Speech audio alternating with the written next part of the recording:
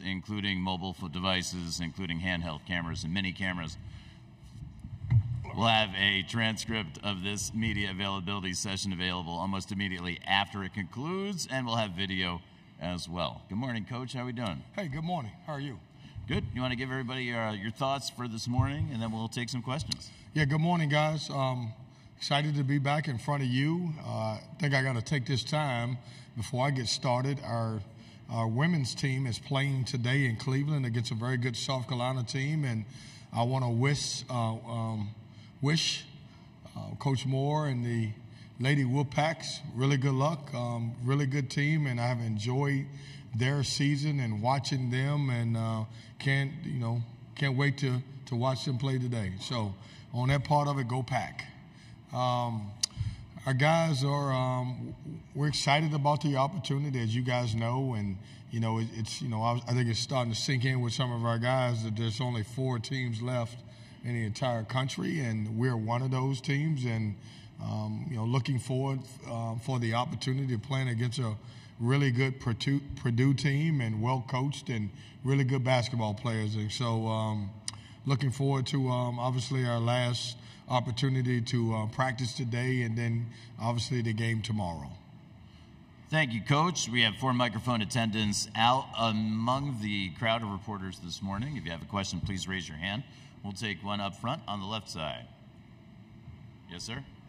Hey, Coach. 3 high school coaches in this Final Four. I'm curious, how inspiring do you think that is for other high school coaches watching the journey of yourself, Danny Hurley, and Nate Oates? And in some ways, is it more challenging coaching high school than even coaching at this level? Well, I just think it shows you that you can get a foundation from anywhere, and you got to start somewhere. And I hope this is inspiring any high school, any AAU coach that thinks that he cannot make it to this level to be able to coach. Some of the best coaches in the world are high school guys, and they're doing the same thing that we're doing, but they're not making a lot of money to do it. And certainly, when you're at that level, some coaches just get a stipend of maybe $2,000 or $2,500 to do their job, and they do it for the love of the game. And I think that's what's so special about it. And I hope that, I'm an inspiration to anyone who's sitting there thinking that they can't make it because they can. And the other 2 guys, too. We gotta talk to Matt Painter. I'm not sure why he didn't start at high school, but we got to have a conversation with him about that. Let's get him a microphone for the follow-up. I was just curious, did you ever come to this event to network? Because I know that's a big thing for high school coaches. Yeah, absolutely. I mean, I came here when I was at Hargrave Military Academy plenty of times, and I was doing it in a different way. I was trying to network in case they had a kid that didn't make it, who would send them to prep school for me, but also for future opportunities. Coach, we'll head over to the right side, midway back. Dan? Kevin, hey, Dan Walken, USA Today. Another Hargrave question. When you were there, obviously you had everybody coming to recruit your players there. What did you learn about just the recruiting process and how to be a good recruiter from the people who were coming to Hargrave to try to get your players?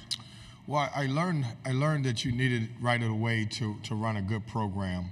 We were military school, not the most popular place for kids to come. We were able to convince some guys to come through Hargrave, obviously take care of their academics, and then have a chance to be able to recruit it at a high level. And we were averaging about 10 or 11 Division I guys per year. But we saw who's who of college basketball. And it was funny because when I first got my first college job, kind of had a cheat sheet because I knew everybody's sales pitch and what they were talking about. When I went to Marshall, I knew every mid-major coach and what he was talking about their program, and then doing the same thing when I went to Louisville as assistant coach. So I learned so much. I learned how to, put together a practice plan. I learned how to recruit, but I also was able to watch some guys who came through to recruit our guys and be able to see how they interacted and what they did, and I wouldn't pass that experience for anything. It was really a great experience for me. It was a great foundation to help me grow to where I'm at today. Coach, we'll go to the back of the room, left side. Kevin, Rod Baxley, Fayetteville Observer. How would you describe what Jaden Taylor's provided for you guys throughout this season and the role he's played? Yeah, that's a great question. Probably a little bit unsung hero. He started for us, then he's coming off the bench. He's been really, really good for us defensively. I think he's one of the guys that really anchors our defense and, gets involved. But he's had some stretches that may have not been talked about like some of the other guys where he's had 5 or 6 games where I thought he's really played well. He's really grown. I think, when, he came here, he was trying to do too much. And now he's comfortable in what he's doing and handling the basketball and getting out in transition. And but I tell you what, he's another guy that's been so important to our run. If you have a question for Coach Keatts, please raise your hand. We'll send a microphone attendant in your direction. Up front on the right side. With all the camera and theatrics following this event, what are you doing to not only let your team enjoy the fun, but also keep their head focused on the main goal and why you're here? Oh man, we have less cameras on us now than we have. They film each other every day. It's, that changes. It used to be different, but when you got Snapchat and you got Instagram and you got everything, these guys are so used to being in front of a camera. They're okay with it. We're gonna enjoy it because I've asked them to. I talked about yesterday being 50-50, business and pleasure. Today, we should be 75%. So if you see somebody that's having too much fun, it's supposed to be 75% today, business and 25% fun. But I think our guys enjoy it. And I'm happy to see some of those guys. And, I have to go back and look at a couple of them because I'm not sure they should be dancing in front of the camera because a couple of those guys can't dance. Just a reminder, no video recording in the main interview room, and please identify yourself by name and media outlet before your question. Up front in the center. Jacob Saliga, Arizona Varsity. Coach, statistically, the Wolfpack entering the tournament were one of the lower ranked rebounding teams in the conference. Entering the tournament, we've seen the team rebounding as a whole really take a step. Do you feel like the emphasis on that during both the ACC tournament and throughout the tournament has helped create extra opportunities on the offensive end and has helped contribute to your defense really stifling opponents during this run? Yeah, we had a couple things that we really needed to correct, and one of them was rebounding. Obviously, we try to win the turnover battle by forcing steals, but we were giving up a lot of offensive rebounds, so we were losing that battle because people had second chance points. Going into the postseason, we wanted to clean up our transition defense, which we thought wasn't very good. Rebounding was another one, and then being really stingy defensively and guarding the three-point line. I think those 3 focuses are the reason why we're here today, because we got better in those areas. In the second row toward the right. Hi, Coach. Tom Bruce, Sports Illustrated Fan Nation. You got a lot of transfers on your team this year. I was curious if you could take me back to the summer, when they all sort of arrived. How did all that work in regards to getting those guys to know each other well and all that? Was that more on the other players who were already there or coaches, or how did all that work out for you guys? Yeah, we have 7 transfers and 1 freshman, and I'm trying to figure out how to get some type of chemistry in the summertime. Fortunate for us, the year before, we took a foreign trip to Bahamas. We had 10 days of practice. We had a chance to play against some really good teams. We didn't have that this year coming into this year, and so we did a lot of team bonding things. We went back to my old stomping grounds, Wilmington, North Carolina, and spent 3 or 4 days down there and trying to come together and doing stuff on the beach and hanging out and practicing down there. So we try to create some type of chemistry. Because I'm one of those coaches that feels like if you have great chemistry off the court, you're going to have it on the court. So we did a lot of team building things. We brought some people in to talk to our team and talk about teamwork and all of that stuff. If you have a question for Coach Keatts, please raise your hand. We'll send a microphone in your direction.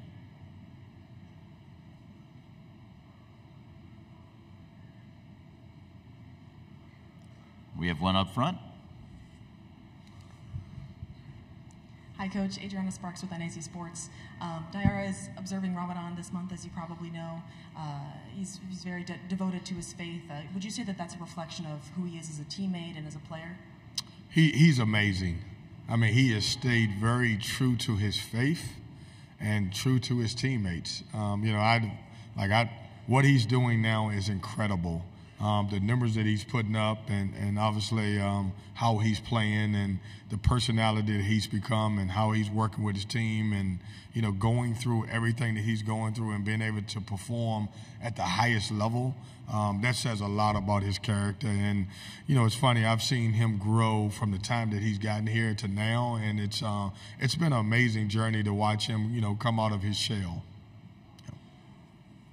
We do have a few more moments for questions for Coach Keatts. In a few moments, we're going to invite our students from the Full Court Press program to ask Coach Keatts some questions, and also NC State student-athlete DJ Burns. So media will lose their opportunity with Coach Keatts in just a few moments. If you have some questions, we'll take them. Coach Mark Ziegler, San Diego Union Tribune, apologize if you've been asked this. Do you consider yourself a Cinderella, given your seed, or do you not, considering what conference you belong to? We don't. I mean, we play in the best conference in college basketball, and we know that. And we just, I would say this, it's weird to say this, is when we were 11th seed and we played Texas Tech, who was the 6th seed, I really didn't think it was fair to either team. I didn't think, if I'm Texas Tech, I'm like, as a 6th seed, why am I playing against NC State? And then I'm saying to myself, with the run that we had, I thought we could be possibly an 8 or 9 seed going into the tournament. You don't win 5 games in 5 days and beat the teams that you beat, and then get 11 seed, which is fine. We're happy to be here, but I don't think that we're Cinderella. I think if you ask anyone that we played, they would probably say the same thing. But if that's what it takes, we'll be okay. I will say this to you: round of 16, we were possibly ranked the 16th team. Round of Elite 8, we're the 8th team. Final Four, we're the 4th team. And so it's kind of worked out for us. So we'll take whatever name that we get, but we believe. And obviously we came here to have the opportunity to cut the nets down, not as a Cinderella. And we'll take whatever they give us. Question up front. Hi, Coach Keatts. Ava Nichols, NAZ Today. I'm just curious, have you been to Arizona before? What are your thoughts, and how special is it for the team to be traveling so far, kind of coast to coast almost? Yeah, I have been to Arizona before, and I love it. I mean, this is great. I mean, everybody, I would take this moment to say that everybody here in Arizona has been tremendous to us, and we've become, more of the fan favorite. DJ Burns has become more of the fan favorite, and but I love it here. I mean, number one, we've had great weather. I'm one of those guys. If you can give me great weather, I'm already going to love you a lot. But it's been a great place, and the folks here that are running everything have taken care of us in the right way, and they've got one more job to do. They got to help us get a win, and then I really tell you how much I love it. Yeah. Coach up front in the center. Brett Friedlander, Saturday Road. You just mentioned DJ. All the attention, all the hoopla around him. Does it mind you a little bit of the attention that Zion Williamson got a couple of years ago? I mean, is that kind of the depth of it, and how is he handling it? I mean, are you worried that possibly he can get overwhelmed by it? No, now I will say this: when Zion was here, I never paid any attention to it. I don't even know if I even went to that Final Four. I can talk about DJ.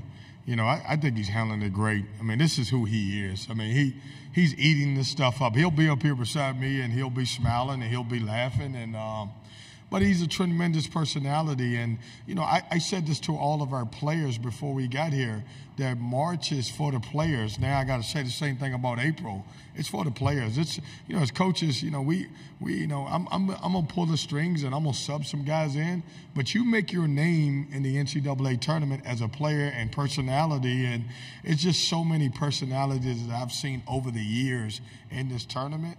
And DJ Burns is one of the biggest personalities that we're ever going to meet. Yeah. Is there a final question for Coach? In the back toward the right. We can take these two. How's it going, Coach? Jake Seymour, WCSN. DJ Horn obviously transferred from ASU to NC State this year.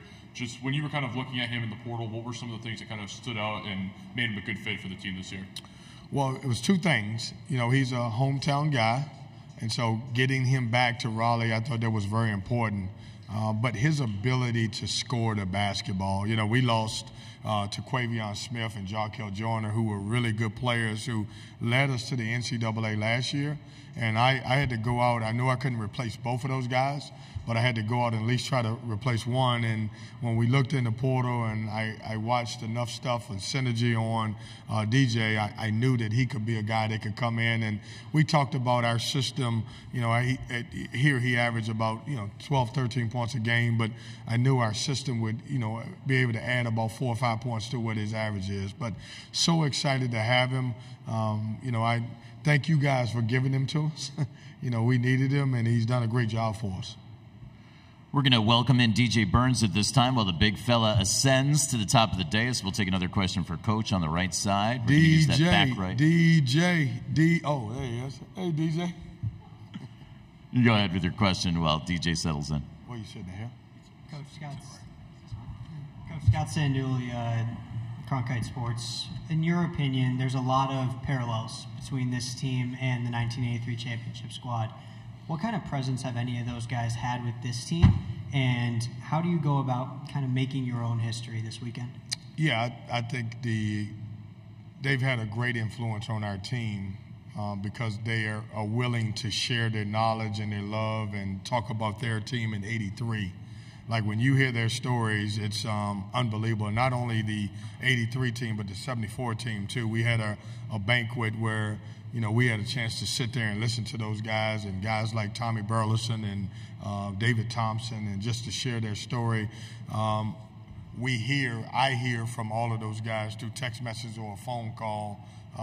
Is it the same? I don't know that. I wasn't there. I do think our guys are creating their own situation. But we will be blessed if you get a chance to be mentioned in the name in the same sentence with the '83 team. That's not a bad thing. That's actually a great thing. But I do think that we're creating our own moments. We'll take one final question from Bill up front to the right, and then we're going to begin our questions with our full court press students. That's going to be everyone in this room with a black lanyard. So go ahead, Bill. Hey, Coach. Bill Roden from ESPN. I'm just curious. I know you've been asked this question. You'll probably be asked this question for the next 20 years, but about the portal. And you've seen the whole evolution of it. The kind of bottom line, has this made your life as a head coach, as a recruiter, has it made your life easier, or has it been a headache? I know it's more complex than that, but yeah. I say both. I wish that we didn't have to, as we're in this greatest event that we're in, deal with the portal. I wish it was a little bit later. But I'm also, a coach that believes that if there are opportunities for guys to leave and they want to, then let them leave. Like, I don't ever want a player to be in my program that doesn't want to be there. I think you get the best out of anybody who is dedicated, committed, wants to play for Kevin Keatts, wants to play for NC State. And if someone's unhappy with that, then certainly you don't want that part of it. So I go back and forth with it. I like the portal a lot. I just I wish we didn't have to deal with it at this time. And, we've done pretty good in the portal, so I'm excited about it. I got this young man out of the portal. All 5 of our starters are from the portal. And so I got to be a big fan of it. But I do say this to you. You got to be really careful in who you bring from the portal. You got to get guys who really fit into what you believe in and trust in and have the same vision that you have as a coach. For the next 12 minutes, we're going to take questions for the students from the Full Court Press program and those black lanyards. They could be questions for DJ Burns or for Coach Keatts. If you have a question, please raise your hand. We'll send a microphone attendant in your direction. We have one up front and center. What's going on? My name is Jalen Weathers, and I guess it's a question for you or just for both of you guys. And I'm just curious. You guys are obviously on this big stage, playing on Final Four now, and we got to focus on what's at hand. Obviously, you want to win the game, but at the same time, you're at the Final Four. So that means at the same time, it's like you got to be grateful. So like, for you guys, how have y'all been able to find a balance, or just being able to stay focused, being able to execute what's at hand, but at the same time, just taking a moment and just realizing you're here? And Coach, we're going to feed the big man first. Let's let DJ take that, and then Coach can answer as well. Honestly, I think that goes back to having the coach that we have. You know, he told us when we first got here, he said, go enjoy it, but know when we get on that court, I need you to focus 100%. So he's done a good job of reeling us back in when we need and letting us enjoy it when we're not needing to be focused right now at the moment. Coach. Yeah, I just, like, to answer your question, we came here to win. And I think a lot of times folks do get to the Final Four and they're so excited about it, they forget, you know, here's the main ingredient. The main ingredient is to come here, work hard. Your work is the work that you put in to win. And that's why I've had this 50-50, 75-25, 100% in the last 3 days, you know, business versus pleasure. And we're up to, like I said, we're up to 75% business today, 100% tomorrow. Yesterday was a mixture of, you know, 50-50 and fan fest and all that other stuff. But now it's time to get closer to locking into obviously what our job is. We're taking questions right now for those individuals with the full court press program. If you have a black lanyard, you can raise your hand. We'll send a microphone in your direction. On the right side. Hi guys, my name is Melody. I just had a question. It's your second year coaching this team, and you also have your son on the team. I'm just wondering if that has been more of a motivation to really show out for this team and, you know, do great by your son and your team that you have brought to the Final Four. Yeah, I have my son on the team and very grateful to have him. I have one problem with my son being on the team is his mom. You know, she's the only one that, you know, has the ability to be able to complain to me 24/7 about her child. I'm teasing. No, it's been great. It's rewarding. It's not an extra motivation. It's you know, obviously, you know, my son, you know, he's been around basketball forever. He understands. He wants to win just as much as I do. He is in the locker room. He is part of these guys, the memories that I am creating, but he's creating great memories with his team, and I think that's so special too. Was there a follow-up from the left side of the room that we can accommodate at this time? Or? We'll take questions from the individuals from the full court press program. If you have a black lanyard, raise your hand. We have another question up front in the center. So I know the job isn't complete yet, but so far in the tournament, inside the game or outside the game, what's been your favorite moment so far with being in this tournament? That question's for DJ. I would say, as far as the tournament, either after the Marquette game, you know, celebrating with the fans, or after the Duke game, you know, just the love, seeing how these people are out there crying, man, you know, because we're winning games and doing stuff that hasn't been done in 30 or more years, you know. I think it's just awesome to be able to bring the culture back to, you know, Raleigh. Coach, do you have a favorite tournament moment so far? All of them my favorite. You know, we've had 9 elimination games, and they are all my favorite. You know, touch on to what DJ said.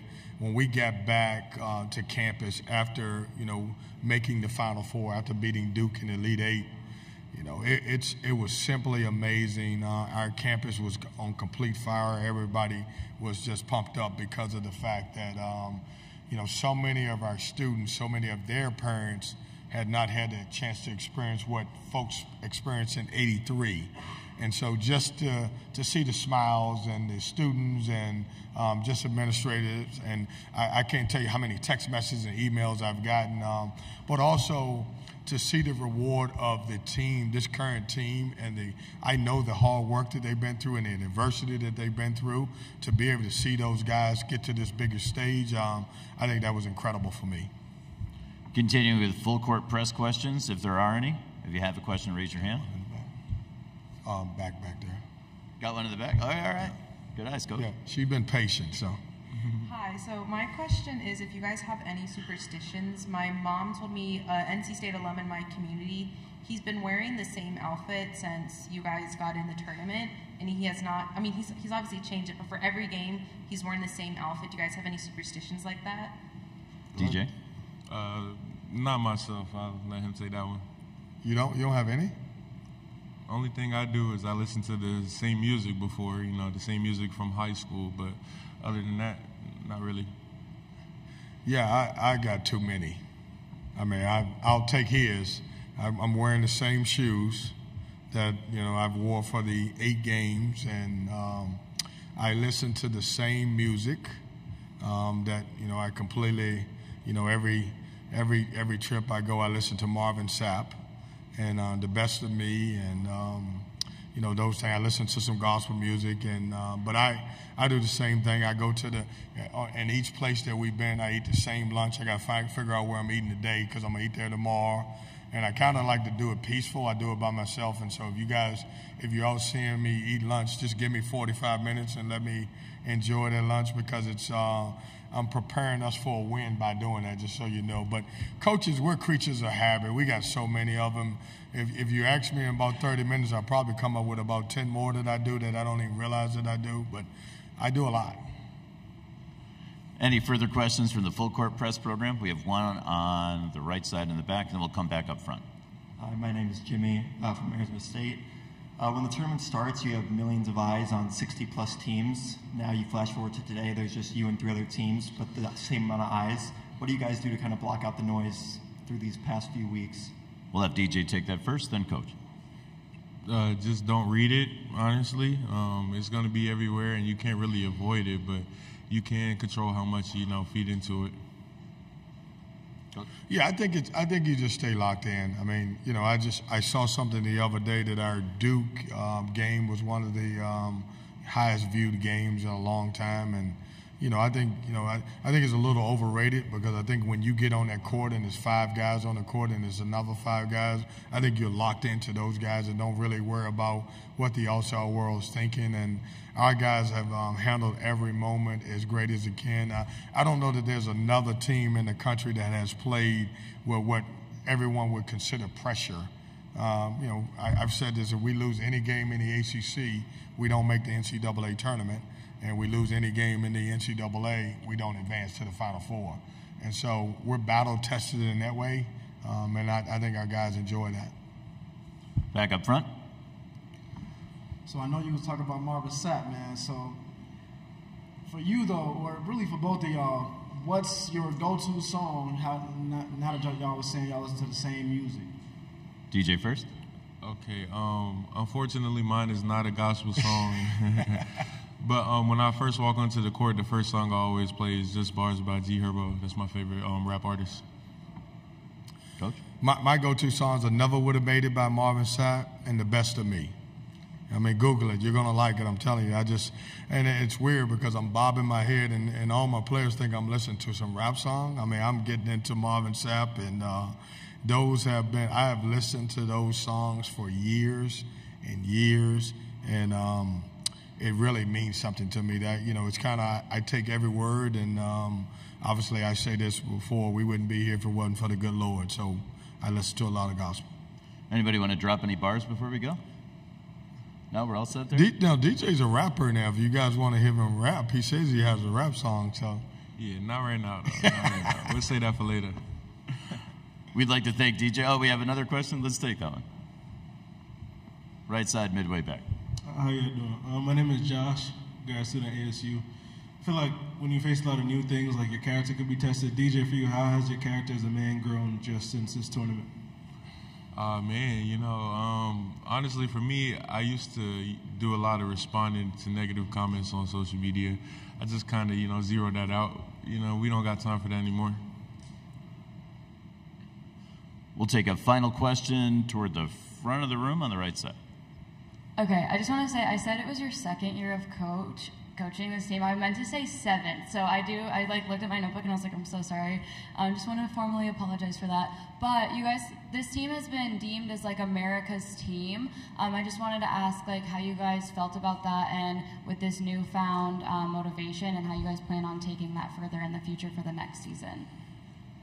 You want to take it or you want me to take it? I think it's interesting, it's also pretty cool to be recognized for your work. It had to come a little bit later, but so be it. We're here now, and that's really all that matters. We enjoy it. Yeah, I think it was going to be us or Oakland. I think us or Oakland was going to be the America's team, and fortunate for us, it's us. We'd like to thank DJ and Coach Keatts for joining us in the main interview room today. Hope you guys enjoyed your open practice and the rest of the day. Thank you. Thanks, guys.